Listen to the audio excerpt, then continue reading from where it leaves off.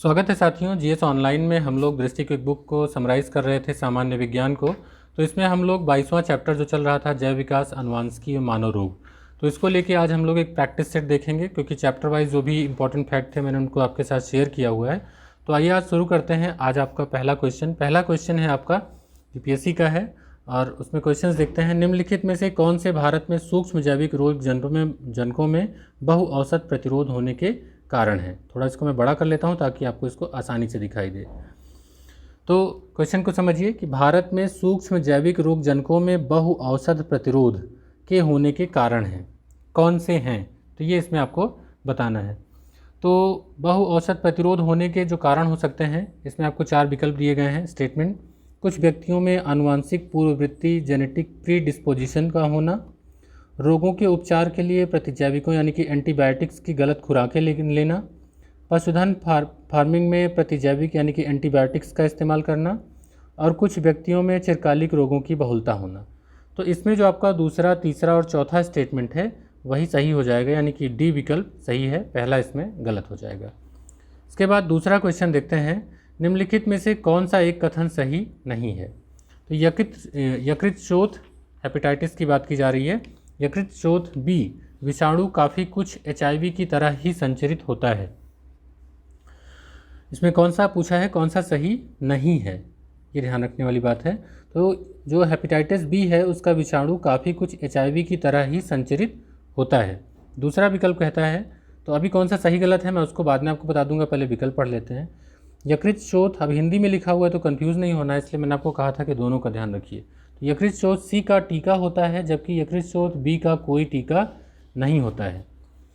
अगर सी को देखें तो सार्वभौम रूप से यकृत शोथ बी और सी विषाणुओं से संक्रमित व्यक्तियों की संख्या HIV से संक्रमित लोगों की संख्या से कई गुना अधिक है।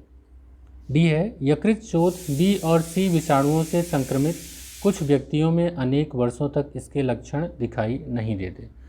तो इसमें जो आपका पहला, तीसरा और चौथा स्टेटमेंट है वो बिल्कुल सही है।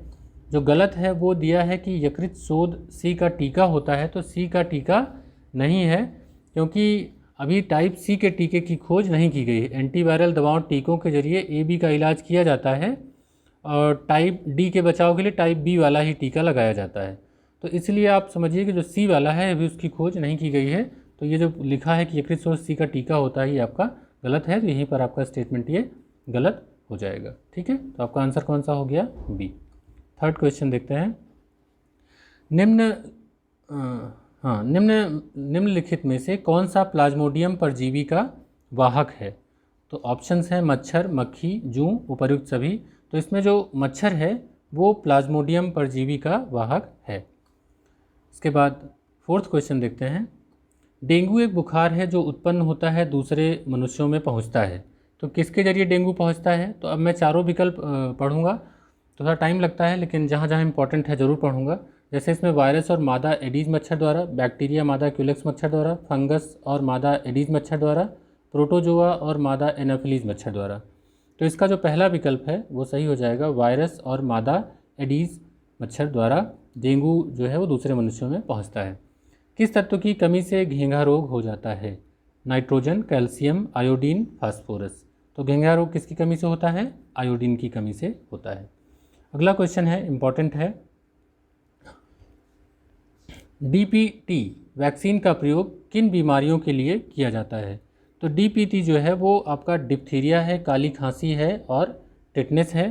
पहले इसका आंसर सही आ गया, क्योंकि बाकी 3 विकल्प इसमें गलत हैं। तो आपका आंसर पहला हो जाएगा। निद्रा रोग इसके द्वारा होता है, नाइजीरिया, एंटमीबा, ट्रिपैनोसोमा, एस्चेरिकिया। तो ये ट्रिपैनोसोमा के जरिए निद्रा रोग होता है। अगला क्वेश्चन टाइफाइड से है। तो टाइफाइड बुखार किसके द्वारा होता है। तो टाइफाइड बुखार के कारक हैं जीवाणु, विषाणु, प्रोटोजोआ, कवक।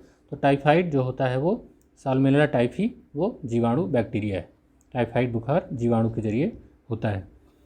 इसके बाद है 9th क्वेश्चन।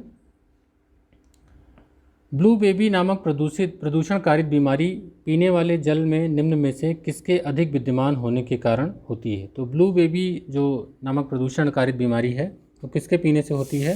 तो फ्लोराइड, क्लोराइड, नाइट्रेट, आर्सेनिक। तो नाइट्रेट अगर उसमें ज़्यादा है तो उसके जरिए ब्लू बेबी नामक प्रदूषण जो ब्लू बेबी ऐसा रोग हो सकता है।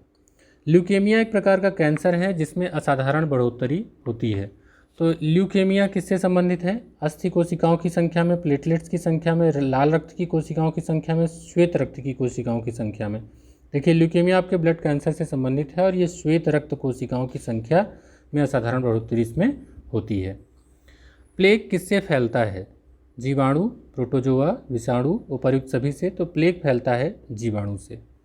एक्वायर्ड इम्यूनो डिफिशियंसी सिंड्रोम यानी कि एड्स निम्न के कारण होता है। Protozoa, virus, fungus, bacteria. तो वायरस के कारण होता है। हीमोफीलिया एक आनुवांशिक विकार है जो उत्पन्न करता है। तो हीमोफीलिया क्या करता है? हीमोग्लोबिन स्तर में कमी करता है। रूमेटी हृदय रोग, WBC में कमी, रक्त का स्कंदन न होना। तो ब्लड क्लॉटिंग इसमें नहीं होता है, यही रक्त का स्कंदन न होना इसका सही विकल्प हो जाएगा। निम्नलिखित में से कौन सा आनुवांशिक रोग नहीं है? तो आनुवांशिक रोग रतौंधी, रंजकहीनता, हीमोफीलिया, वर्णांधता। तो इसमें आप देख पा रहे हैं कि रंजकहीनता, वर्णांधता, हीमोफीलिया ये तीनों जो है आनुवांशिक रोग हैं। अब पूछा है नहीं, तो नहीं आपका जो है सही विकल्प हो जाएगा ए रतौंधी। 15वां क्वेश्चन देखते हैं। रक्त आतंचन यानी कि थक्का बनने में निम्नलिखित में से किस विटामिन की भूमिका होती है? तो किस विटामिन की भूमिका होती है रक्त को थक्का बनाने में? Vitamin A, vitamin D, vitamin E, vitamin के। तो सही विकल्प हो जाएगा विटामिन के। 6 है एक्वायर्ड इम्यूनो डेफिशिएंसी सिंड्रोम यानी कि एड्स का कारण human immuno deficiency virus HIV है। सामान्यतः HIV संक्रमण का पारगमन किसके माध्यम से होता है? तो HIV कैसे होता है? तो संदूषित भोजन जल ग्रहण करने से, संदूषित रक्त और रक्त उत्पादों के संचरण से, प्रदूषित हवा में सांस लेने से, संक्रमित व्यक्ति से हाथ मिलाने से। तो सांस लेने, हाथ मिलाने, जल से ये नहीं होता है बल्कि ब्लड ट्रांसमिशन से होता है। तो इसका बी विकल्प जो है वो सही हो जाएगा। ट्यूबरकुलोसिस संक्रमण होता है किसके जरिए? माइकोबैक्टीरियम एबोनिन द्वारा, स्टेफाइलोकोकस द्वारा, माइकोबैक्टीरियम ट्यूबरकुलोसिस द्वारा, स्ट्रेप्टोकोकस द्वारा। तो नाम से ही आपको पता चल गया होगा कि इसका विकल्प जो है सी हो जाएगा, माइकोबैक्टीरियम ट्यूबरकुलोसिस द्वारा। नेक्स्ट है 18वां क्वेश्चन। चेचक होने का कारण क्या है? तो चेचक होने के कारण में है options rubeola virus, variola virus, varicella virus, myxo virus. तो इसमें कन्फ्यूज होने की जरूरत नहीं, वेरियोला वायरस इसका सही उत्तर होगा। टिटेनस का कारण होता है क्लॉस्ट्रीडियम वायरस, बैक्टीरियोफेज, साल्मोनेला। तो टिटेनस का कारण होता है क्लॉस्ट्रीडियम। नेक्स्ट है निम्नलिखित में से कौन सा सुमेलित नहीं है? प्रदूषक है और होने वाली बीमारी है।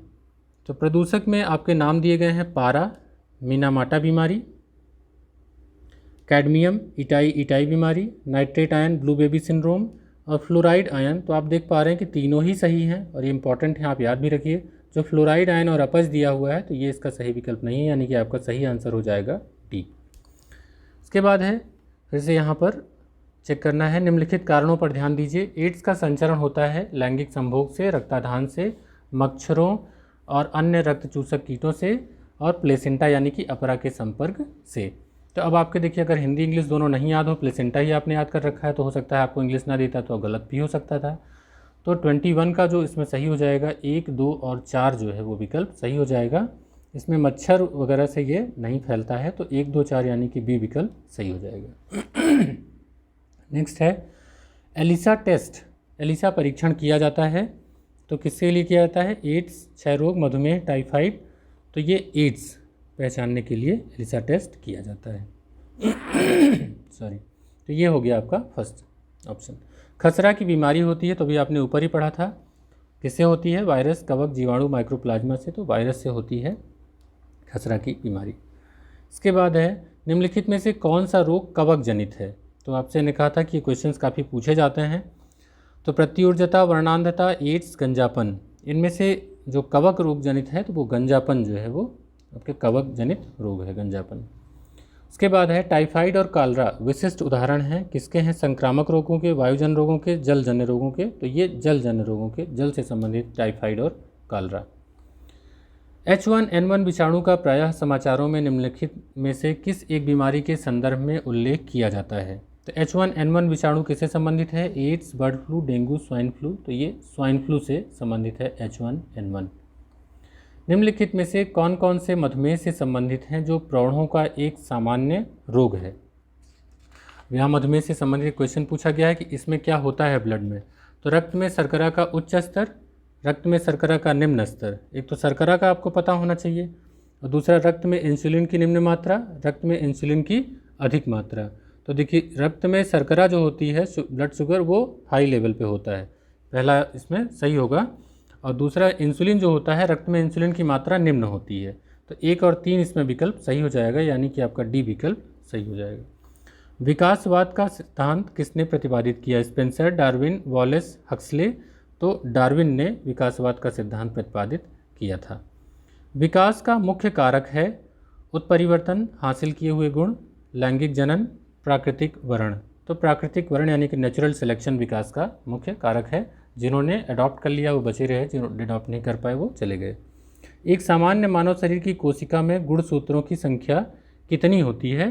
तो इसमें आपके विकल्प हैं 43, 44, 45, 46। तो 46 जो कोशिका में गुणसूत्रों की संख्या होती है वो 46 होती है। पुरुष में पुरुषत्व के लिए कौन सा गुणसूत्री संयोजन उत्तरदायी है? तो यहाँ पर आपको कई विकल्प दिए गए हैं, जो XY है वही इसमें उत्तरदायी है। जीवों में आनुवांशिक लक्षण संतान में लाए जाते हैं किसके जरिए? तो राइबोसोम द्वारा, क्रोमोसोम द्वारा, प्लाज्मा द्वारा, लाइसोसोम द्वारा। तो क्रोमोसोम के जरिए आते हैं।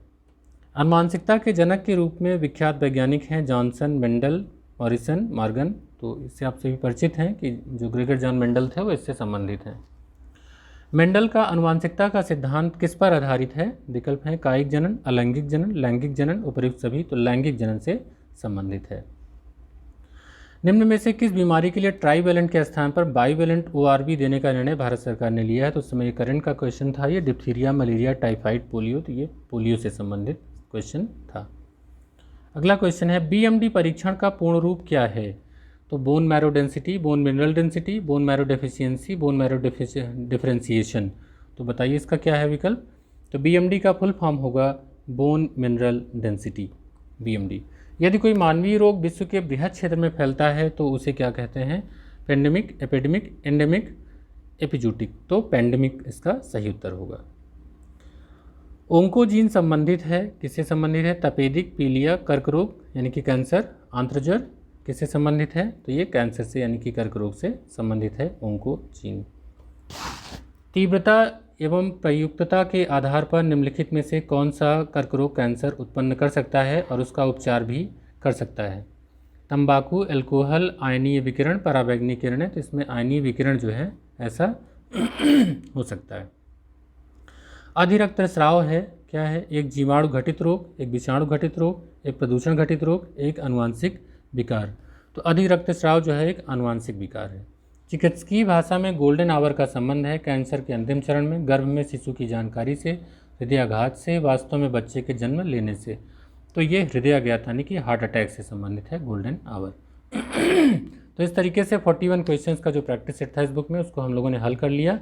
और इसके बाद जो अगला चैप्टर आएगा वो होगा बायोटेक्नोलॉजी का, जैव प्रौद्योगिकी, जो कि आजकल के एग्जाम में बहुत अच्छे से पूछा जा रहा है और बहुत इंपॉर्टेंट चैप्टर है। तो मिलते हैं अपने अगले वीडियो में 23rd चैप्टर के साथ। पसंद आया हो तो लाइक करिएगा, अपने दोस्तों के साथ शेयर करिए। मिलते हैं अगले वीडियो में। Good bye.